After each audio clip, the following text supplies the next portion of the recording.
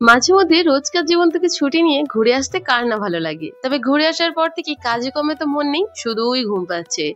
Last 6 দিন কোনো video upload হয়নি, তা আজকে একটু মনকে কষ্ট করে বুঝিয়ে কাজে বসেছি। খাস্তা কচুরি এখন বেশ ভাইরাল, ওটাই বানাচ্ছি। ময়দার সঙ্গে লবণ, জোয়ান, কালো জিরে আর সাদা তেল ভালো করে ময়ান দিয়ে অল্প অল্প জল দিয়ে ময়দার ডো বানিয়ে 30 মিনিট ঢাকা চাপা দিয়ে রাখবো। ভাজা মশলার জন্য গোটা ধনে জিরে, শুকনো লঙ্কা আর কয়েকটা গোলমরিচ শুকনো ভেজে গুঁড়িয়ে নেব।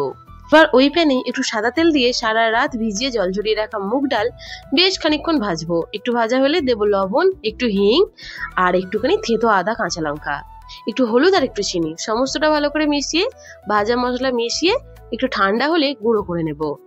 ময়দা থেকে ছোট ছোট লেচি কেটে বাটির মতো করে গড়ে পুর ভরে হাত দিয়ে একটু থেবড়ে সাদা তেলে মিডিয়াম ফ্লেমে বেশ অনেকক্ষণ, মানে 10 থেকে 15 মিনিট তোমাকে ভাজতেই হবে। লালচে করে ভেজে নিতে হবে, আর এতে কিন্তু দারুণ মচমচে হয়ে যায়।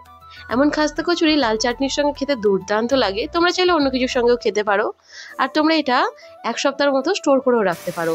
আজকে রেসিপি ভালো লাগলে লাইক, কমেন্ট, শেয়ার করতে ভুলো না। সকলে অনেক ভালো থেকো, সুস্থ থেকো, টাটা।